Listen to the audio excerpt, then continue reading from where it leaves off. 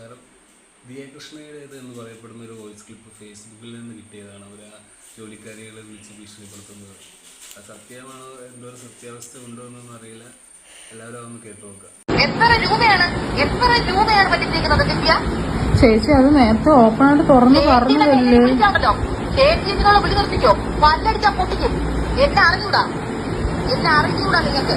നിങ്ങളോട് നിങ്ങൾ സത്യം പറയാലോ, നിങ്ങൾ എന്റെ മാന്യമായ സൈഡ് മാത്രമേ ഇതുവരെ കണ്ടിട്ടുള്ളൂ. എന്റെ മാന്യമായ സൈഡ് മാത്രം നിങ്ങൾ കണ്ടുള്ളൂ. എനിക്കൊരു പബ്ലിക് ഇമേജ് ഉള്ളതുകൊണ്ട് ഞാൻ മെയിൻറ്റെയിൻ ചെയ്തതാണ്. നിങ്ങളെക്കാൾ താറ സൈഡ് എനിക്കുണ്ട്. നിങ്ങളത് കാണിപ്പിച്ചു. നിങ്ങളെക്കാൾ താറ സൈഡ് എനിക്കുണ്ട്.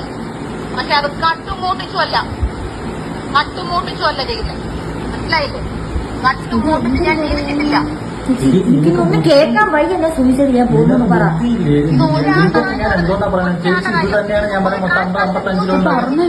ചെയ്യാന്ന് പറഞ്ഞ പിന്നെ നിങ്ങൾ പറയുന്നത് മൊത്തം അല്ല ഒരു പേയ്മെന്റ് 55 കൊടുത്തെന്ന് പറയുന്നു. ചേച്ചി അതല്ലേ ചേച്ചി ഞാൻ പറഞ്ഞത്, ഒരാൾക്ക് 50 വെച്ച് ഞങ്ങൾ ഷെയർ ചെയ്ത് എടുത്തിട്ടുണ്ടെന്ന്, കിട്ടിയിട്ടുണ്ടെന്ന്. ഇത് മാത്രമുണ്ട് 55,000. അതല്ലാതെ 1000 ഫീസോട്ട് വേറെ കസ്റ്റമേഴ്സിന് വരാൻ പോകുന്നതേ ഉള്ളൂ. അതും കൂടെ വന്ന് കളക്ട് ചെയ്തിട്ടേ ഞാൻ ഈ വീട്ടിൽ നിന്ന് വട്ടിയൂർക്കാവ് സ്റ്റേഷനിലോട്ട് പോകുന്നുള്ളൂ. അതിന് മുന്നേ നിങ്ങൾ ചാവയോ, നിങ്ങൾ മുമ്പയോ, നിങ്ങൾ എന്താന്ന് വെച്ചാൽ എനിക്കറിയണ്ട. നിങ്ങളുടെ 3 പേരുടെ ജീവിതം ജീവനോട് നിങ്ങളുണ്ടെങ്കിൽ കൊലയ്ക്കാൻ ഞാൻ റെഡിയാണ്. ഞാൻ ഗർഭിണി, എന്റെ കോപ്പ് കുറച്ചൊക്കെ തീർന്നു. അത് ഇന്ന് ഉച്ചവരെ. മനസ്സിലായില്ലേ? ഇന്ന് ഉച്ചവരെ ഉള്ളൂ എനിക്കത്. എനിക്ക് എന്ത് ചെയ്യാൻ പറ്റുന്നുള്ളത് ഞാൻ കാണിച്ചു തരും. നിങ്ങൾ എന്നെ പറ്റിച്ചില്ലേ? അണ്ടർഗ്രൗണ്ട് കൂടെ നിങ്ങൾ എന്നെ പറ്റിച്ചില്ലേ? നാട് മുഴുവൻ അറിയുന്ന പോലെ നിങ്ങളെ ഞാൻ ഒരു പറ്റിക്കാൻ പോവാണ്. ഞാൻ കൂട്ടാൻ പോവുകയാണ്. അതല്ലേ? മൊത്തം കുടുംബം ഇറങ്ങിയിരുന്നോ? മണ്ണെണ്ണ എടുത്ത് ഒഴിച്ചുകൊണ്ടിരുന്നോ? മനസ്സിലായില്ലേ? വളരെ മോശപ്പെട്ട ഒരാളുമായിട്ടാണ് നിങ്ങൾ ഇറങ്ങി തിരിഞ്ഞിരിക്കുന്നത് കളിക്കാൻ. വളരെ മോശപ്പെട്ട ആളാണ് നിങ്ങൾ ഇറങ്ങി. മനസ്സിലായില്ലേ? ഒരു പെണ്ണാണ് ഞാനൊന്നും പറഞ്ഞിട്ട് നിങ്ങൾ എന്നെ മഴ തിരിഞ്ഞിക്കൊണ്ടിരിക്കുകയായിരുന്നു ഞാൻ. കേട്ടാ സോറി ചേച്ചി. സോറി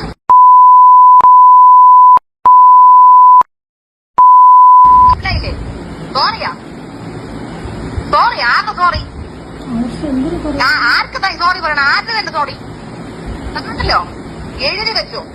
യൂട്യൂബ് ചാനലിലൂടെയും പോലീസ് സ്റ്റേഷനിലൂടെ നിങ്ങളുടെ ഞാൻ ഫ്യൂച്ചർ തൊലിച്ചു. യൂട്യൂബിലൂടെ നിങ്ങളുടെ ഫുൾ ഇമേജ് ഞാൻ തൊലിച്ചു. നിങ്ങൾക്ക് ലോകത്തെവിടെയും പോവാൻ പറ്റാത്ത രീതിയിൽ ഞാൻ ആക്കും. മനസ്സിലായല്ലോ? ലൈഫിൽ നിങ്ങൾ ആരും വാട്സാപ്പിൽ ഇനി പ്രൊഫൈൽ പിക്ചർ ഇടൂല. അത് ഇന്ന് നിങ്ങൾ നിർത്തും. ഇന്നത്തോടെ നിങ്ങളുടെ അവസാനത്തെ പ്രൊഫൈൽ റിമൂവിംഗ് ആണ്. ഇന്നത്തോടെ ആൾക്കാരെ മുഖം കാണിക്കാൻ പറ്റാതെ നിങ്ങൾ ജീവിക്കും. മനസ്സിലായല്ലോ? നിങ്ങളെ കാരണം കുറെ കാലം ഞാൻ അനുഭവിച്ചു. അതൊക്കെ നിങ്ങളുടെ മുമ്പിൽ ഞാൻ കെഞ്ചി ഞാൻ പറഞ്ഞു. ഞാൻ അത്ര അനുഭവിച്ചുകൊണ്ടിരിക്കുകയാണ്. നിങ്ങൾ ഇങ്ങനെ സിസ്റ്റീക്സ് കാണിക്കല്ലേ, പ്ലീസ് എന്ന് ഞാൻ പറഞ്ഞു. നിങ്ങളോട് കോമഡി പറഞ്ഞു നോക്കി. നിങ്ങൾ അനിയത്തിമാരെ പോലെ കണ്ടു നോക്കി. ഞാൻ നിങ്ങളോട് ഞാൻ അങ്ങോട്ട് സോറി പറഞ്ഞു നോക്കി.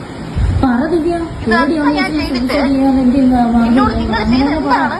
നിങ്ങൾ എന്താ എന്നോട് ചെയ്ത്? പിന്നെ ഈ പറഞ്ഞ കസ്റ്റമർ, ഇപ്പൊ ദിവ്യക്ക് അയച്ചിരിക്കുന്ന കസ്റ്റമർ, അവരെനിക്ക് മൊഴി തരാമെന്ന് പറഞ്ഞിട്ടുണ്ട്.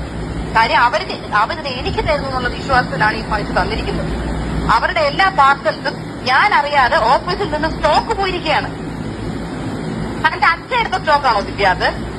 തന്റെ അച്ഛൻ മൈസൂരിൽ പോയിട്ട് ഉണ്ടാക്കിയ സ്റ്റോക്കാണോ അത്? പറ ദിവ്യ. താൻ ട്രെയിൻ കയറി മൈസൂരിൽ പോയി എടുത്ത സ്റ്റോക്കാണോ അത്? അല്ല. പിന്നെ ആരോട് ചോദിച്ചിട്ട് അത് വിറ്റത്? അത് ആരോട് ചോദിച്ചിട്ട് ദിവ്യ വിറ്റു? 55,000 രൂപയുടെ സ്റ്റോക്ക് ആരോട് ചോദിച്ചിട്ട് ആ കസ്റ്റമറിന് വിറ്റു? എന്നോട് ചോദിച്ചോ? അശ്വിനോട് ചോദിച്ചോ? ആരോട് ചോദിച്ചു? പറ. ഇത്രയും നേരം അശ്വിൻ സത്യം പറന്ന് മാന്യമായിട്ടാണോ നിന്നോട് ചോദിച്ചുകൊണ്ടിരുന്നേ? മാന്യമായിട്ടാണോ ദിവ്യ ചോദിച്ചുകൊണ്ടിരുന്നേ? തന്റെ വായിക്കാൻ ചേച്ചി അതല്ലേ ചേച്ചി പറഞ്ഞത് 50 ഒരാൾ വെച്ച് എടുത്തിട്ടുണ്ടെന്ന്. 50 നേരിട്ടുണ്ടായിരുന്നെങ്കിലുണ്ടല്ലോ ചെപ്പ അടിച്ച പൊട്ടിച്ച 50 നീ ഇനി 50 പറഞ്ഞ വിവരം അറിയും. പൊന്നാര മോളെ, നീ വിവരം അറിയും. മനസ്സിലായില്ലേ? നീയുണ്ടല്ലോ ഈ കോളൊക്കെ നീ റെക്കോർഡ് ചെയ്യോ എന്ത് കുന്തം ചെയ്ത് നീ പുറത്തു വിട്ടാൽ എനിക്ക് പ്രശ്നമല്ല. മനസ്സിലായില്ലേ? കാര്യം ഈ കേസിലുണ്ടല്ലോ എന്റെ സൈഡിൽ ഫുള്ള് തെളിവാ. മനസ്സിലായില്ലേ? മൊത്തം തെളിവ് എന്റെ കയ്യിൽ ഇരിക്കുകയാണ്. പിന്നെ പ്രഗ്നന്റ് ആയിട്ടുള്ള ഒരാളെ മാനസികമായി നിങ്ങൾ പീഡിപ്പിച്ചു. ഞാൻ അതിനും നിങ്ങളുടെ പേര് കേസ് കൊടുക്കുന്നുണ്ട്. എന്നെ എന്റെ കൊച്ചിനെ അത് അഫക്ട് ചെയ്യുന്നുണ്ട്. ഞാൻ ഹോസ്പിറ്റലൈസ്ഡ് ആയിരുന്നു നിങ്ങളെ കാരണം. ട്രിപ്പെടുത്ത് കിടക്കുമായിരുന്നു നിങ്ങളെ കാരണം. മനസ്സിലായില്ലേ? ഞാൻ എല്ലാത്തിനും നിങ്ങളെ കൊണ്ട് ദിവ്യ, പ്രത്യേകിച്ച് ദിവ്യ ഈ ഇത്ര നേരം നമ്മൾ ചോദിച്ചിട്ടും ഇതിനൊരൊറ്റ സ്ക്രീൻഷോട്ട് നീ എനിക്ക് അയച്ചതിലൂടെ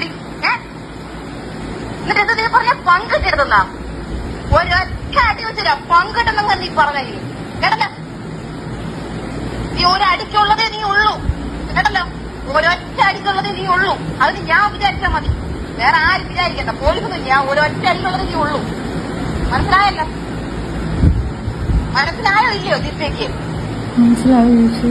ആ നീ നാളെ പോലീസ് സ്റ്റേഷനിൽ വാ. പോലീസ് സ്റ്റേഷനിൽ എന്നെ ആരും സഹായിച്ചില്ലെങ്കിലും കുഴപ്പമില്ല. ഞാൻ ഒറ്റയ്ക്ക് ഓട്ടോ പിടിച്ചിട്ടായാലും ഞാൻ പോയി കേസ് കൊടുത്തിരിക്കും. കാര്യം ഇതിന് എനിക്കൊരു ഉത്തരം വേണം. നിനക്കൊക്കെ എന്തോന്ന് ഇനി സ്റ്റേഷന് തരാൻ പറ്റൂലല്ലേ? കാര്യം എന്ത് ഊമ്പിപ്പിച്ചിട്ടിരിക്കുകയല്ലേ? ഊമ്പിപ്പിച്ചിട്ട് എത്ര ഹോൾസെയിൽ പർച്ചേസസ് അവിടെ വന്നെന്നുള്ളതിന് എനിക്ക് അറിഞ്ഞേ പറ്റൂ. മനസ്സിലായില്ലേ? ഡെയിലി നീയൊക്കെ പറയില്ലേ സോൾഡ് ഔട്ട് ആയി ചേച്ചി. കണ്ടവരുടെ പാർസൽ അയച്ചു വിട്ടിട്ടാണ് സോൾഡ് ഔട്ട് ആവുന്നേ. മനസ്സിലായില്ലേ? ആണോ അല്ലയോ ദിവ്യ? ആണോ അല്ലയോ? കാല് പിടിക്കാൻ ഞങ്ങൾക്ക് വേറെ എന്റെ കാലങ്ങൾ തൊട്ടോടൊടിപ്പല്ലേ കൈ അരിഞ്ഞ് ഞാൻ പട്ടിക്കിട്ട് കൊടുക്കും. എന്റെ കാലത്തിന്റെ അടുത്ത് വരാൻ നിനക്കൊന്നും പറ്റില്ലൂടെ നാറിയ കേസുകൾ. കാല കൊന്നുകളെ ഞാൻ നിനക്ക് അറിഞ്ഞൂടാ.